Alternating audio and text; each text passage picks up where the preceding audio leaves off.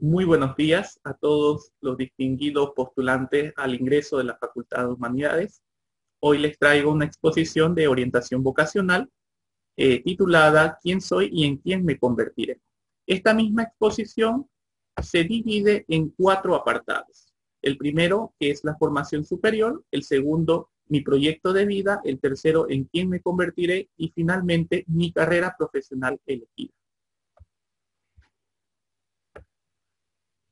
Vamos entonces con la primera parte de la exposición, que es la formación superior.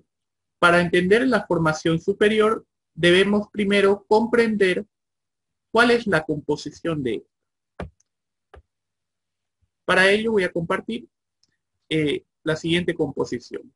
La educación superior se compone por licenciaturas, especialidades, maestrías, doctorados y cursos de actualización.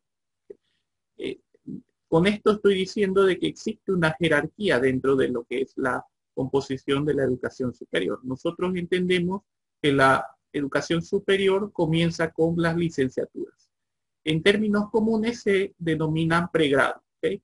Las especialidades, maestrías y doctorados se denominan como posgrado. Bien, vamos con la primera parte de nuestra exposición, denominada ¿qué es la formación superior? Para comprender la formación superior, debemos comprender primero cómo se compone esta. Es decir, que existe una jerarquía en cuanto a la formación superior.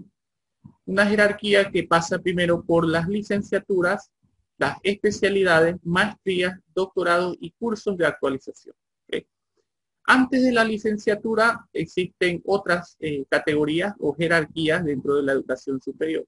Educación superior entonces es toda la educación que viene posterior a secundaria. Entonces pueden haber estudios a nivel de técnico medio, como también pueden haber estudios a nivel de técnico superior, que esto sería antes de pregrado. Entonces el pregrado comienza en las licenciaturas. ¿Okay? Las licenciaturas pasan a las especialidades, de las especialidades a las maestrías y de las maestrías a los doctorados. Bien, la licenciatura se caracteriza por lo general, tiene una duración de 5 años. Las especialidades tienen una duración de 1 año y medio a 2 años. Esto es variante de acuerdo a la carrera que se elige. Las maestrías tienen una duración de 2 años y los doctorados de entre 2 años a 4 años. Los cursos de actualización, por otro lado, son cursos complementarios, es decir, de conocimientos complementarios que se pueden hacer paralelamente al estudio de una licenciatura, especialidad, maestría y doctorado. Es decir, que los cursos de actualización no están restringidos solamente por requisitos, solamente para las especialidades y maestrías, sino también para las licenciaturas. ¿Okay? Pero son cursos paralelos porque ofrecen conocimientos complementarios. Entonces, en este caso, nosotros, una vez que salimos del colegio, entonces nos instauramos en los cursos de pregrado. Por tanto, ya podemos entender de que estamos en una educación superior. Bien, por otro lado, hablamos de autonomía universitaria a la propia administración, gestión, control y manejo de propios recursos. ¿Okay? Hay que aclarar algo en esto porque no todas las universidades públicas son universidades autónomas, es decir, que no gozan de ese beneficio de descentralización en cuestión del manejo y control de sus propios recursos. En el caso de la Universidad Autónoma Gabriel René Moreno, sí goza de propia autonomía. Entonces, en este sentido, los 3 factores más importantes de su autonomía están en el autogobierno, en la autonomía académica y la libertad de cátedra. Es decir, que la autonomía universitaria se ve reflejada en estos 3 factores de autogobierno, de autonomía académica y libertad de cátedra. Para comprender entonces lo que es la educación superior, debemos también comprender lo que es la universidad, es decir, el espacio que acoge a la educación superior. Bien. ¿Qué es la universidad? La universidad es la institución encargada de formar a las personas que aspiran a lograr la máxima capacitación y obtener así una licencia que la sociedad reconoce y valora oficialmente. Los propósitos específicos que tiene la universidad son producción de nuevos saberes, transferencia de conocimientos y generar un cambio social. Vamos a explicar un poco respecto a estos propósitos. Bien, el primer propósito entonces es producción de nuevos saberes. ¿Qué significa la producción de nuevos saberes? Debemos entender que la universidad, en contraparte a la producción de nuevos saberes, no se dedica a reproducir viejos conocimientos, sino que los actualiza en realidad. Y es importante tomar en cuenta de que la actualización de conocimientos tiene un porqué. El porqué fundamental de producir nuevos saberes se refiere a que los contextos y las épocas siempre cambian. Entonces, por tanto, si la universidad solamente se dedicara a producir o a reproducir viejos saberes, entonces nunca estaría a la par con las necesidades de nuestra sociedad. Por otro lado, hablamos de transferencias de conocimientos debido a que la universidad imparte los mismos conocimientos de manera sistemática, es decir, que tiene una maquinaria metodológica para poder transferir esos conocimientos a las nuevas generaciones de profesionales. Generar un cambio social. La universidad tiene como propósito generar un cambio social debido a que toda la acumulación de conocimientos y la producción de nuevos saberes, así como también la transferencia de conocimientos a las nuevas generaciones de profesionales, no tienen una meta individual, es decir, no tienen un propósito de teorizar sobre un problema, sino de aplicar esos conocimientos para resolver una determinada problemática social. Entonces, fíjense que dentro de los propósitos existe una coerción, ¿verdad?, entre la producción de nuevos saberes, la transferencia de esos conocimientos o esos nuevos saberes y generar un cambio social. Entonces, la coerción está en que nosotros como nuevos profesionales, a partir de los conocimientos impartidos para dar solución a nuevos problemas, se debe fundamentalmente a que las sociedades cambian y en esos cambios también existen nuevos problemas. Generar un cambio social. Este es el tercer propósito que cumple la universidad para con sus nuevos profesionales. Generar un cambio social implica de que los conocimientos acumulados y transferidos a las nuevas generaciones de profesionales no cumplen una meta individual, es decir, de quedarse en la teoría, sino que son conocimientos que tienen fundamentalmente una aplicación práctica, es decir, para solucionar una parcela del problema dentro de nuestra realidad social. Entonces, fíjense que los tres propósitos tienen una coerción, porque si bien la universidad produce nuevos conocimientos, estos nuevos conocimientos tienen que estar en relación con las problemáticas, en este caso, las problemáticas sociales, que de acuerdo a lo que dijimos hace un momento, los contextos y las épocas cambian. Por tanto, entonces se deben producir nuevos conocimientos que estén a la altura de esa realidad problemática. Entonces, generar un cambio social se refiere, en resumen, a aplicar esos conocimientos nuevos que tenemos y que estamos acumulando para resolver una parcela de la problemática social.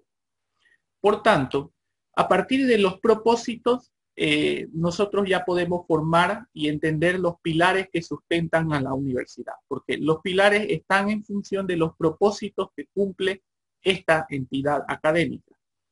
Tenemos el primer pilar, que es la enseñanza, por supuesto, el segundo, la interacción social, y el tercero, la investigación.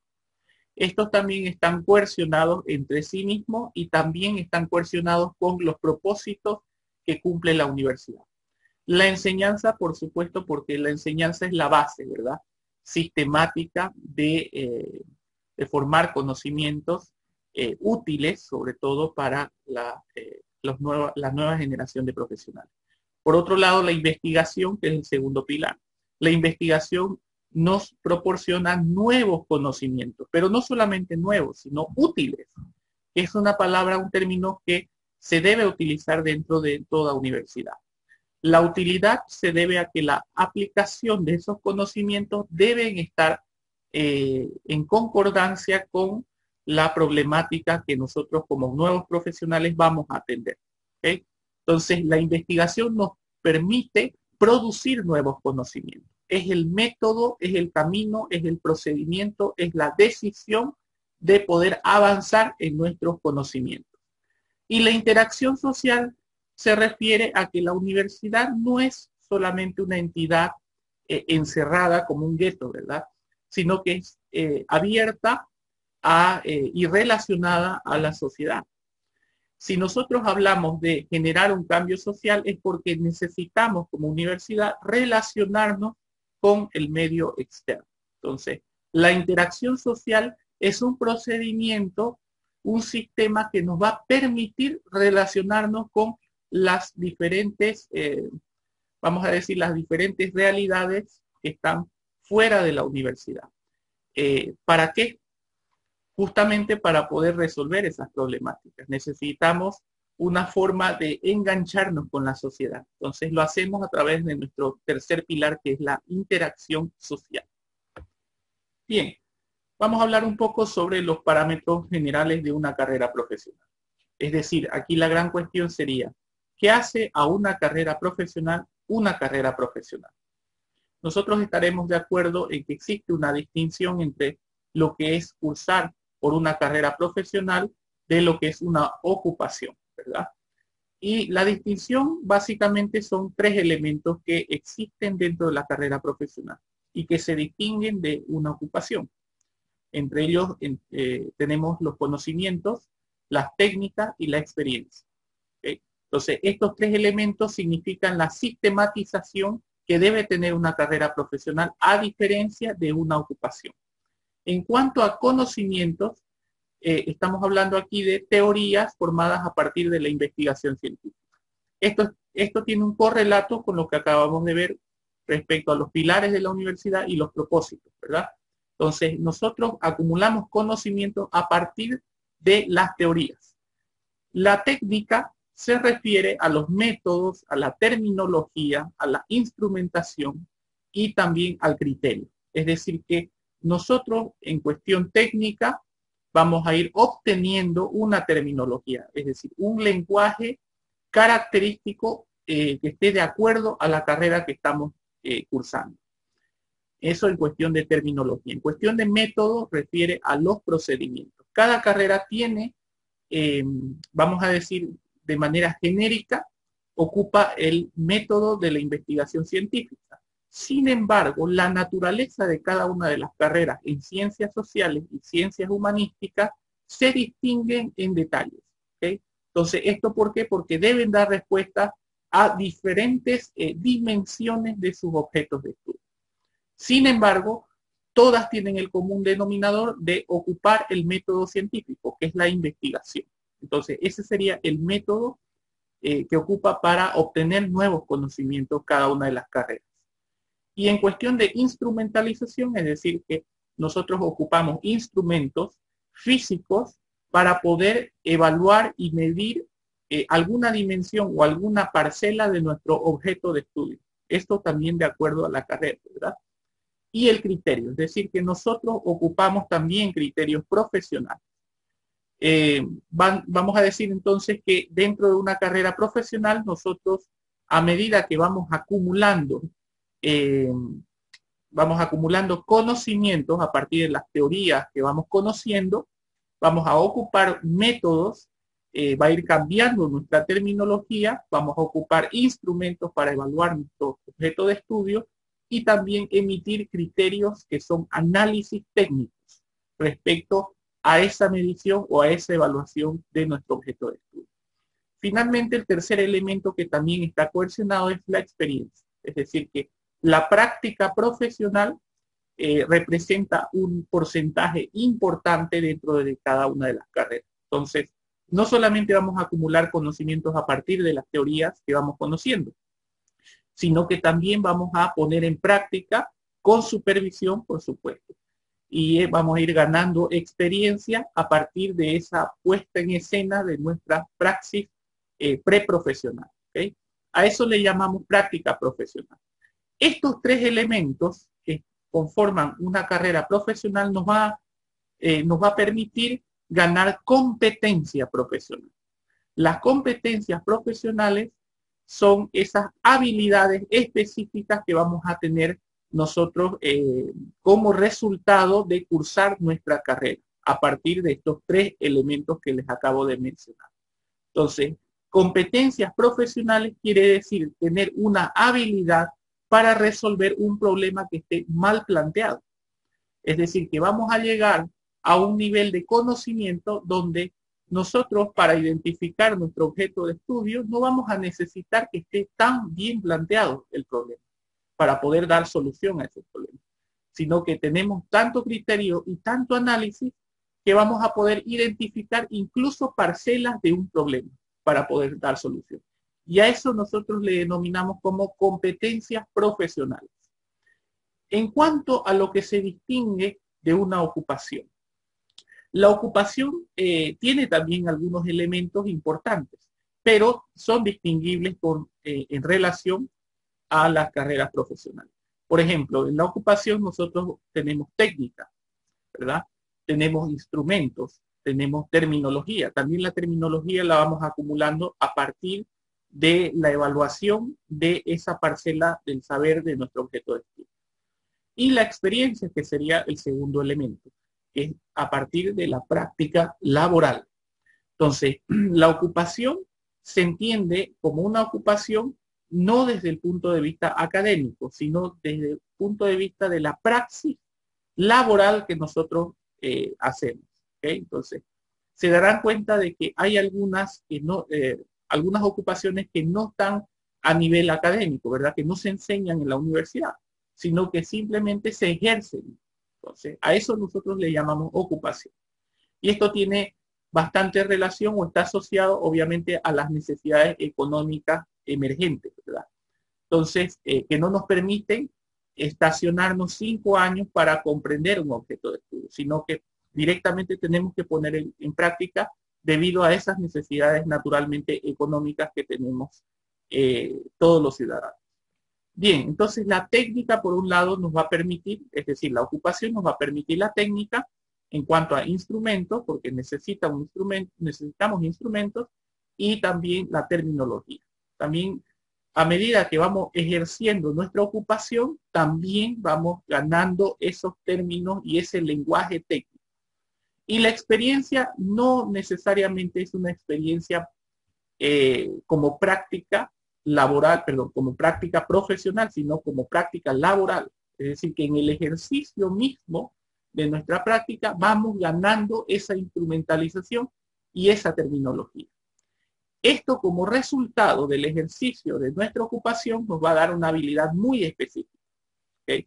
Que se diferencia de la competencia profesional, porque son habilidades que deben resolver problemas que estén bien planteados.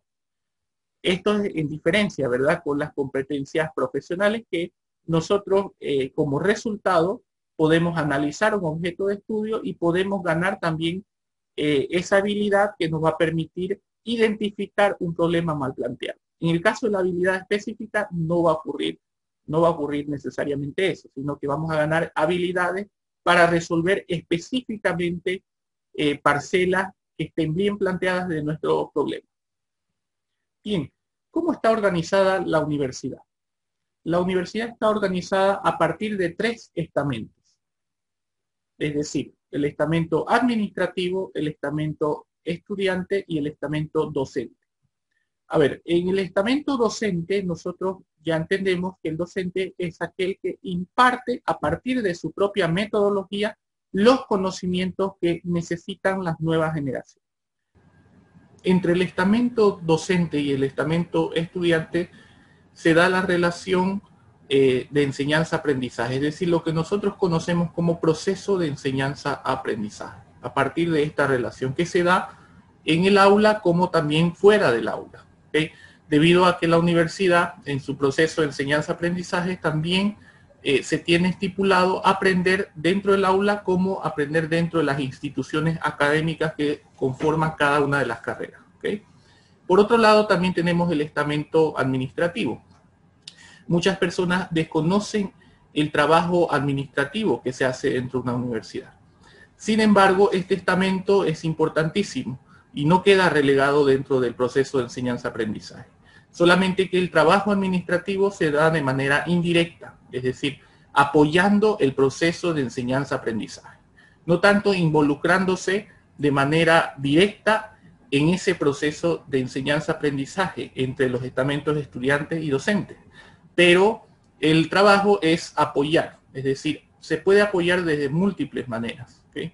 Se puede apoyar desde el trabajo muy loable que se hace de limpieza, por ejemplo, como también se puede apoyar fortaleciendo a través de las unidades administrativas, fortaleciendo el trabajo dependiendo de la naturaleza de ese proceso de enseñanza-aprendizaje que se da en el aula. ¿Okay? Entonces, el trabajo administrativo sería el trabajo del tercer estamento. Bien, académicamente la universidad se compone por facultades. Cada una de las facultades tiene un cúmulo de carreras que comparten un mismo objeto de estudio. Sin embargo, los procedimientos varían entre una carrera y otra, pero básicamente comparten ese mismo objeto de estudio. De esto vamos a hablar más adelante. Bien, entre las facultades tenemos la Facultad de Ciencias de la Salud Humana, tenemos la Facultad de Ciencias Económicas, Administrativas y Financieras, la Facultad de Humanidades, en la que nos encontramos hoy, la Facultad de Ciencias Jurídicas, Políticas y Sociales, la Facultad de Ciencias Exactas y Tecnología, la Facultad de Ciencias de la Computación, la Facultad de Ciencias Agrícolas, la Facultad de Auditoría Financiera, la Facultad de Ciencias Farmacéuticas y Bioquímica, la Facultad Politécnica, la Facultad de Ciencias Veterinarias y la Facultad de Ciencias del Hábitat, Diseño y Arte. Como dijimos hace un momento entonces, las carreras universitarias están dentro de las facultades, las diferentes facultades. En este caso vamos a analizar las carreras que están dentro de la Facultad de Humanidades. La Facultad de Humanidades tiene las siguientes carreras: la carrera de Psicología, la carrera de Ciencias de la Educación, la carrera de Ciencias de la Comunicación, la carrera de Gestión del Turismo, la carrera de Actividad Física, la carrera de Sociología y la carrera de Lenguas Modernas y Filología Hispánica. Estas son las 7 carreras que conforman la Facultad de Humanidades. De la misma forma que va a pasar en otras facultades que también conforman la universidad desde el punto de vista académico.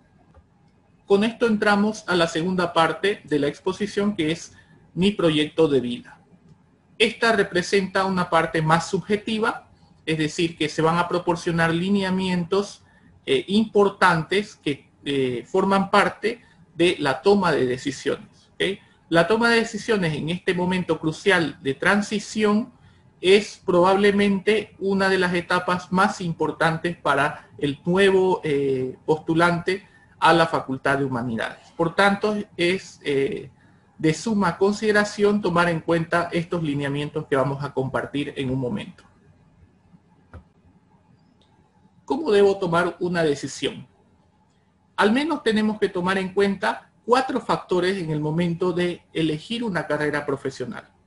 Es decir, debo tomar en cuenta el autoconocimiento, la información, la formación de metas, expectativas y los valores. En cuanto al autoconocimiento, queda reflejado en conocer nuestras propias habilidades y también nuestras propias limitantes, conocer nuestros propios intereses vocacionales y nuestro propio tipo de personalidad. Estos 3 subfactores entonces van a ser los que me permitan compatibilizar o no compatibilizar con la carrera que yo estoy eligiendo. El segundo factor es la información. La información en cuanto a la carrera universitaria que estamos eligiendo y la información en cuanto a la demanda laboral. La información en cuanto a la carrera debe ser información útil. Esta generalmente queda reflejada en conocer los propósitos que cumple la carrera que estamos eligiendo, la misión, la visión y también el campo laboral y las diferentes especializaciones. Por otro lado, también el tipo de demanda laboral. Ustedes sabrán que hay carreras que no tienen tanta demanda laboral, que están un poco más saturadas que otras, ¿verdad? Si bien no es importante al 100% para elegir una carrera, no obstante, es bueno no cerrarse a conocer este tipo de información en cuanto a su demanda laboral. La idea fundamental de nuestra vocación debe ser una proyección a futuro, ¿verdad? Entonces, si estamos hablando de una proyección a futuro, no nos quedemos con una información del presente, sino también tratemos de conocer qué es a qué nosotros tenemos que enfrentarnos más adelante. Entonces, en este caso es bueno ponderar desde el punto de vista ya individual si la carrera tiene mayores oportunidades o no tiene tantas oportunidades en el mercado laboral. ¿Okay? El tercer factor entonces es la formación de metas y expectativas. Esta queda reflejada en la formulación de objetivos a largo plazo. Como dije hace un momento, entonces vale no quedarse en la información en el presente, sino también verse reflejado, verse proyectado a futuro. Y esto implica formularse objetivos a largo plazo. Entonces, desde hoy conviene que nosotros vayamos formulando esos propósitos como si fuesen las expectativas que yo tengo, tanto de la carrera como más adelante de la carrera. Bien, y finalmente tenemos a los valores. Los valores quedan reflejados en la disciplina, el compromiso y la actitud crítica y el autocontrol, siendo la disciplina y el compromiso los valores más importantes en el nuevo profesional. ¿Okay? Estos son cultivados, por supuesto, desde periodos tempranos, desde primaria, secundaria, pero también son desarrollados en la universidad y son muy importantes para el ejercicio posterior del nuevo profesional, especialmente la disciplina, debido a que la disciplina no es otra cosa que dar respuesta sin la necesidad de una presión externa. ¿Okay? Entonces, esto de la disciplina es a tomarlo en cuenta, por supuesto, y es muy infravalorado en nuestra sociedad, lastimosamente, pero es algo que nosotros debemos repensar ya estando dentro de la universidad. La disciplina nos puede llevar más lejos que incluso la misma inteligencia. Eso es lo que demuestran los mismos teóricos, los mismos autores en ciencias sociales. Bien, en este punto entonces vamos a hablar sobre los factores externos que afectan nuestra decisión. ¿Okay? Es importante saber de que no todo dentro de nuestra decisión corresponde a nuestra propia subjetividad. Es decir, que nuestras decisiones en gran medida se ven influenciadas por factores externos. Esto ocurre lógicamente porque nosotros somos seres que nos relacionamos con el medio externo. Y en la medida que nos relacionamos con el medio externo, de alguna manera este nos logra influenciar.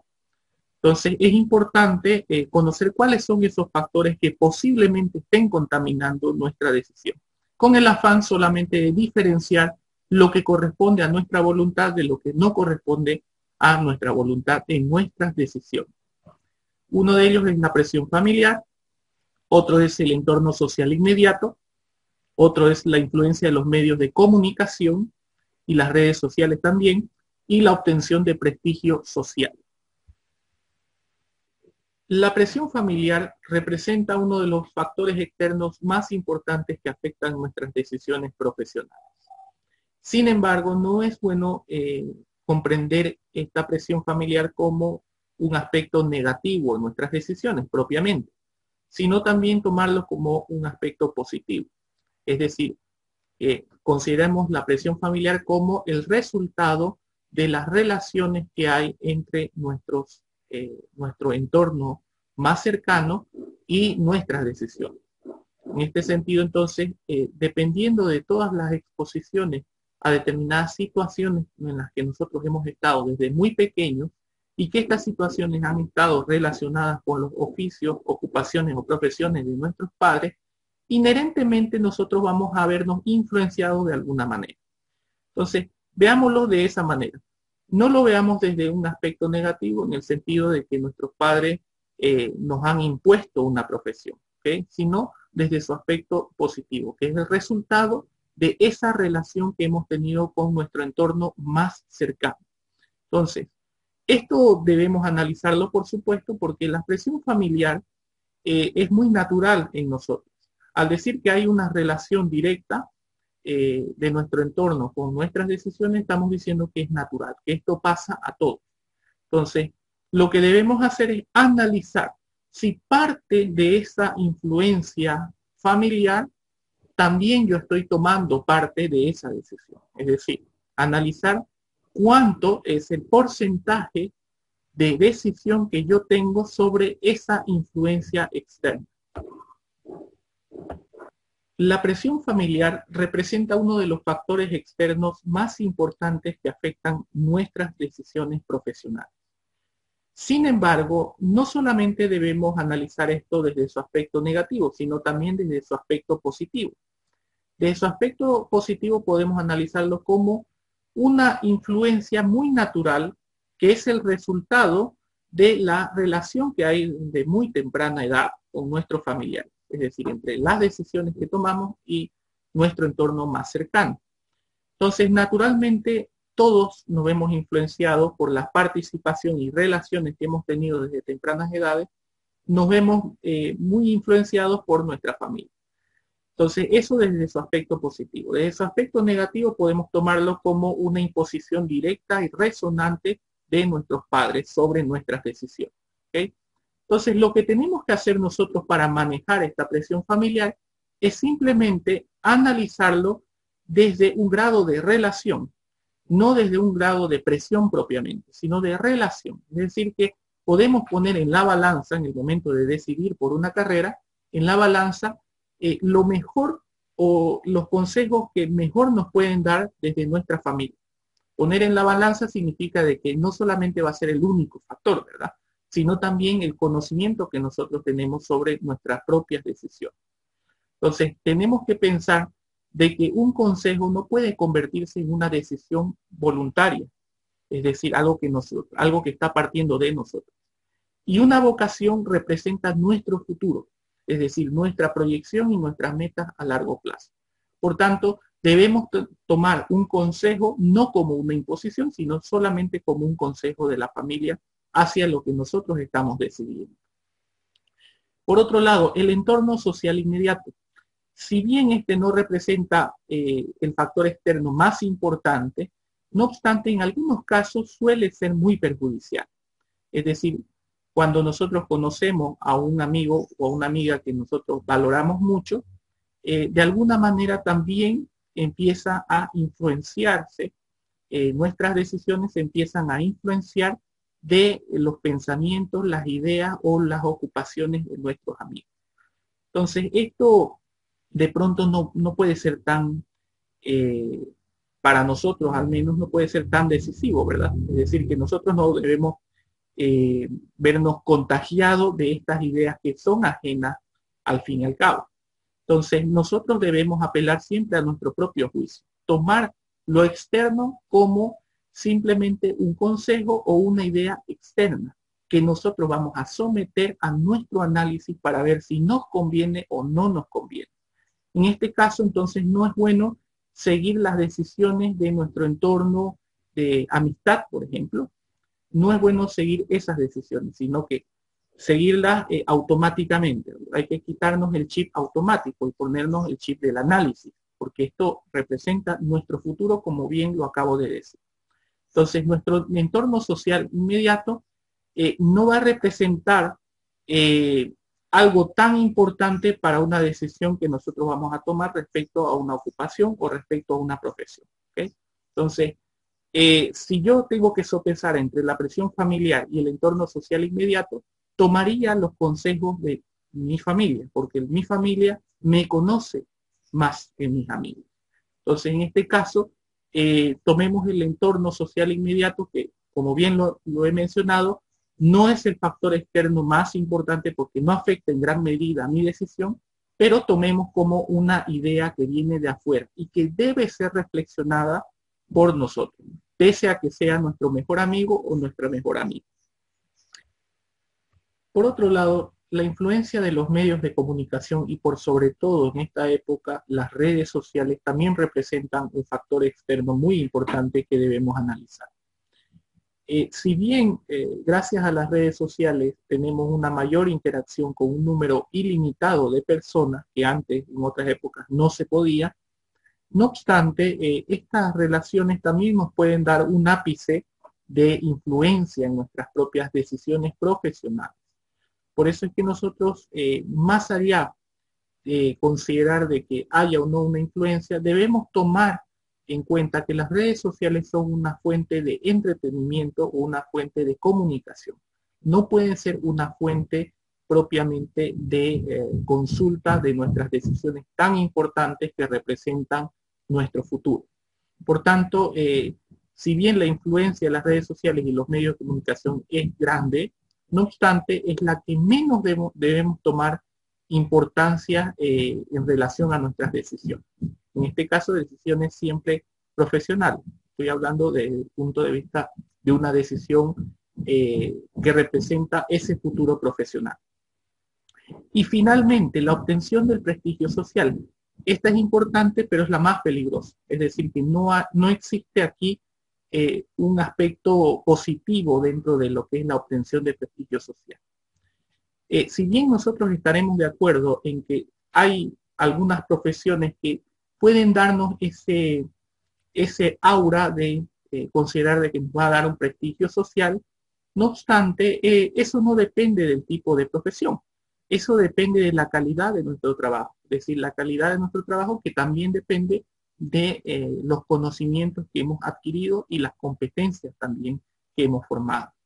Entonces, esto es peligroso porque tenemos esa mitología de pensar de que hay algunas profesiones que nos van a dar o que nos aseguran la obtención de ese prestigio social que todas las personas naturalmente tenemos.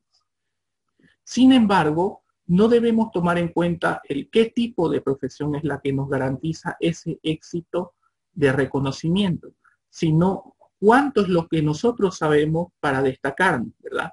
Entonces, esto no depende de esa mitología, del tipo de profesión que elijamos, sino más bien depende de la calidad de lo que nosotros hemos aprovechado en nuestro desempeño, en nuestra carrera. Ahora pasamos al tercer punto de esta exposición, que se refiere a ¿en quién me convertiré? Esta es la gran cuestión, ¿eh? Es la cuestión que nos lleva a pensar siempre en dos posibilidades que aparentemente son polarizadas, entre el éxito profesional y el fracaso profesional. Vamos a tratar de analizarlo desde 3 puntos para cada una de las polaridades aparentes y sacar alguna idea que pueda sernos útil para saber cómo proyectarnos a futuro. El éxito profesional, por un lado, es un concepto que está supravalorado y el fracaso profesional es lo que está infravalorado. ¿Okay? Vamos a ver desde ciertas premisas qué es lo que podemos analizar y podemos sacar a partir de estos conceptos. Vamos primero con éxito profesional. No ha nacido un ser humano que no aspire a tener éxito profesional. Esto es cierto, creo que lo hemos escuchado en varias oportunidades y representa una verdad, representa una realidad para el profesional. En efecto, nosotros siempre aspiramos a convertirnos en alguien mejor de lo que fuimos ayer. Entonces, no representa un mito, no representa una falsedad. Esto es natural en todos los profesionales a medida que vamos invirtiendo esfuerzo y tiempo, ¿verdad?, en nuestra carrera. La siguiente premisa dice lo siguiente: el éxito implica formular nuevas metas. Es correcto, porque nosotros a medida que vamos pasando nuestra carrera, vamos adquiriendo más conocimiento, entonces nuestras metas en pequeño se van empezando a reformular. Entonces vamos construyendo nuevos horizontes, ¿verdad? Entonces, bien dice el dicho, el horizonte no es algo que se puede alcanzar, ¿verdad? Entonces nosotros intentamos llegar hasta el horizonte solamente para darnos cuenta que se ha ido más lejos. Por tanto, siempre somos personas que vamos a estar reformulando determinadas metas, ¿okay? Sin que afecte nuestra decisión mayor, que es estudiar esa carrera en particular. Entonces, A ver, dentro de lo que es la reformulación de nuevas metas, cuando hablo de reformularnos nuevas metas, no estoy diciendo solamente que va a ser durante la carrera, sino posterior también a la carrera que estudiemos. Es decir, ya en el pleno ejercicio profesional. Y esto es muy importante que suceda. No solamente somos seres de aprendizaje, sino también somos seres de desaprendizaje. Es decir, que tenemos capacidad para aprender nuevas cosas y también capacidad para desaprender viejos hábitos, cuando estos por lo menos son perjudiciales. Entonces, dice el dicho también, si siempre haces lo que siempre has hecho, no llegarás más lejos de lo que siempre has llegado. Esto es importantísimo porque permite analizar de que el concepto de reformular metas de pronto no es tan malo, sino que es algo natural o que debe nacer de manera natural en todos los profesionales. Todos debemos tener la capacidad de restablecer o reformular metas. Y la última premisa en relación al éxito profesional. La palabra éxito proviene del latín que significa exceder, como dijimos hace un momento. Esto es importantísimo a tomarlo en cuenta porque éxito no significa necesariamente que seamos eficaces o que hagamos las cosas con calidad, sino de que nos excedamos haciendo las cosas. Es decir, por ejemplo, traducido esto ya en el tránsito de la carrera, podríamos representarlo como excedernos en el estudio, excedernos en la lectura, por ejemplo. Esa es una forma de tener éxito. Las personas que terminan haciendo las cosas con calidad, generalmente es porque han dado un tiempo adicional a su estudio, a las lecturas, a los resúmenes, a los mapas conceptuales, etcétera, etcétera. Entonces, de esa manera es que se puede representar el éxito cuando nosotros nos excedemos haciendo las cosas. Por otro lado, el fracaso profesional, como dijimos hace un momento, es un concepto probablemente infravalorado, ¿verdad? Pero nosotros tenemos que reformular esto. Por ejemplo, la primera premisa, la ventaja de fracasar es tener siempre la oportunidad de levantarse. Más allá de que nosotros nos resulte este concepto o esta premisa, mejor dicho, muy trillada, es cierta. En realidad es así. Nosotros solamente fracasando podemos tener la oportunidad y la satisfacción de volver a intentar hacer las cosas. Entonces, no podemos considerar de que porque hemos reprobado una materia ya nos veamos como fracasados, ¿okay? Sino que hay una oportunidad de volver a reinventarnos a partir de ese supuesto fracaso. ¿Okay? Entonces, tenemos que tomar en cuenta esto más allá de la significancia que tiene muy trillada dentro de la cotidianidad. Por otro lado, tener éxito implica haber fracasado en otras oportunidades. Ninguna persona que hace las cosas con calidad ha podido hacerlas sin, de alguna manera, haber fracasado en oportunidades pasadas. Entonces, esto es una regla fundamental de la persona que sí tiene éxito profesional. Es decir, que si nosotros revisamos los antecedentes de una persona con éxito, nos vamos a dar cuenta que ha cometido muchos errores. Vamos a darnos cuenta que hay todo un historial de errores y fracasos detrás de ese éxito al final del camino. Y finalmente, el fracasar indica haber intentado algo importante.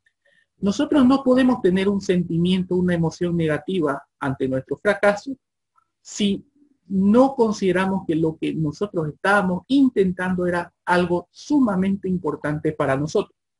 Entonces, el fracaso no lo veamos como la culminación de algo, sino simplemente como un obstáculo a cruzar. Y eventualmente nosotros lo vamos a cruzar, por supuesto, lo vamos a pasar por encima. Solamente que es importante que nosotros tengamos en cuenta que si nuestras metas son muy grandes, es probable que nosotros en algún momento nos tropecemos con algún obstáculo.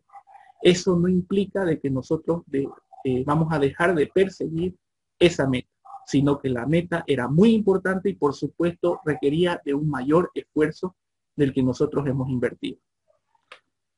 Bien, y finalmente, ¿qué nos exige el mundo de hoy? Profesionales capaces de pensar en soluciones para resolver problemas eficazmente. Profesionales educados con una fuerte ética. La ética está infravalorada también, al igual que el concepto de fracaso. No se habla mucho de seres éticos en esta época, pero es lo que más se necesita. Por tanto, nosotros tenemos que aprender a cultivar no este intelecto, porque no es un intelecto, si la ética no es parte del razonamiento de alguien, sino responde a otra parcela tal vez de nuestra cognición, que sería a un valor, a una motivación que nosotros tenemos por buscar el bien ajeno. Entonces, esa es la ética. Y nosotros necesitamos profesionales en nuestra sociedad cada vez más éticos. Y finalmente, los profesionales que sepan realizar cambios profundos en el sistema. Es decir, que de nada sirve si nosotros no nos superamos todos los días, ¿verdad? Ya en el ejercicio de nuestra profesión nos damos cuenta de que el sistema eventualmente tiene que cambiar. Entonces se tiene que reinventar. Para ello es que necesitamos profesionales que puedan soportar esos cambios, que puedan proponer esos cambios, que puedan aplicar nuevos conocimientos para nuevas realidades. Y eso es lo que se exige del profesional en el mundo de hoy. Bien, con esto entonces concluimos con las primeras partes de la exposición y vamos a pasar inmediatamente ya a la parte de todos los conocimientos que implican nuestra carrera, la carrera que estamos eligiendo dentro de la Facultad de Humanidades. Bien, ser profesional en el mundo de hoy. ¿Qué nos exige el mundo de hoy?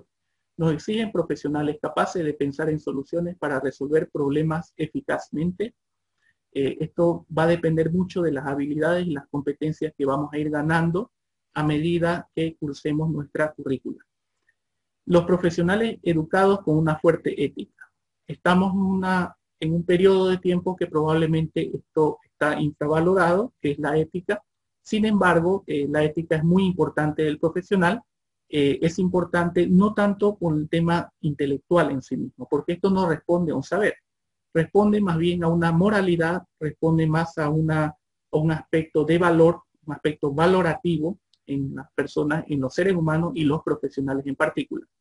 Entonces, es importante, así como vamos ganando competencias a medida que avanza nuestra currícula, también tenemos que ir ganando ética, esa moralidad que la sociedad espera de los nuevos profesionales. Tenemos otro que es los profesionales con mayores competencias. Como lo dijimos, esto se relaciona con el primer punto, que tiene que ver con la eficiencia y la eficacia que debe tener un profesional. Y finalmente, los profesionales que sepan realizar cambios profundos en el sistema. Esto es muy esperable y muy loable, por supuesto, de los nuevos profesionales. Entonces, para esto se necesita pensamiento crítico, por supuesto. Es decir, que no solamente basta con acumular conocimientos, sino también saber dónde aplicarlos, cómo aplicarlos, en qué espacio de la realidad se necesita nuestro trabajo. Y a partir de eso generar lógicamente cambios. Es decir, que la sociedad no solamente espera un profesional que tenga un cúmulo de conocimientos, sino también la sociedad espera reinventarse a partir de los nuevos profesionales.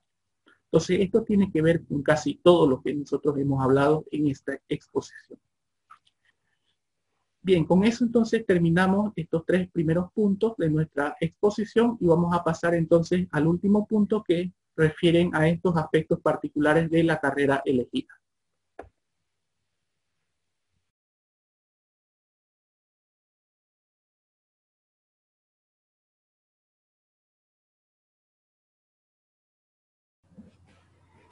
Esta última parte de la exposición tiene el objetivo de informar al nuevo postulante sobre los propósitos, finalidades, definición y especialidades de la carrera de actividad física. Definimos esta carrera como los métodos y técnicas usados en el entrenamiento y la preparación física del individuo y equipos para competiciones deportivas. La duración de esta carrera es de 10 semestres. El título académico obtenido se denomina licenciado en actividad física. La única universidad pública que actualmente oferta la carrera de actividad física es la Universidad Autónoma Gabriel René Moreno. La facultad a la que pertenece es la Facultad de Humanidades. Entre sus especialidades más destacadas tenemos actividad física y salud, planificación y comunicación para la promoción de la actividad, prescripción de ejercicios en patología. El perfil requerido para llevar adelante las actividades profesionales de planificar, organizar y conducir planes, programas, proyectos propios del campo de orientación elegida, como enseñar en escuelas y clubes indicando las reglas y técnicas de cada deporte y gerentar equipos deportivos en clubes y asociaciones. Estas actividades requieren de determinadas aptitudes, intereses y rasgos de personalidad. En cuestión de aptitudes, por ejemplo, se requiere de una aptitud espacial y un razonamiento verbal, siendo la aptitud espacial aquella capacidad de poder orientarse en el espacio y en el tiempo, y el razonamiento verbal, que es la capacidad de poder resolver y relacionar conceptos entre sí. Entre los intereses más destacados son el interés por el área de actividad física, lógicamente, y el interés por el área humanístico, literario y social comunicativo. Estas áreas entonces representan las inclinaciones que debe tener el postulante para con la carrera de actividad física. Y entre los rasgos de personalidad sobresalientes tenemos el rasgo social cooperativo y el rasgo hacedor realista. El rasgo social cooperativo permite que el sujeto se adecue a determinados ambientes de filiación, donde debe interaccionar con otros. Y por otro lado tenemos el rasgo de hacedor realista. Este rasgo permite que el postulante pueda adaptarse sin ninguna problemática a espacios donde deba trabajar con equipos y maquinarias. Esto sería todo en cuanto a la información requerida. Para mayor detalle pueden consultar nuestra página de Facebook, Unidad de Orientación Vocacional y Profesional de la Facultad de Humanidades, y descargar el diccionario de carreras profesionales que tenemos disponible en dicha página. Mi nombre es Mauricio Rojas Lizondo, soy jefe de la Unidad de Orientación Vocacional y Profesional. Les deseo a todos éxitos en su formación profesional y conmigo será hasta una nueva oportunidad.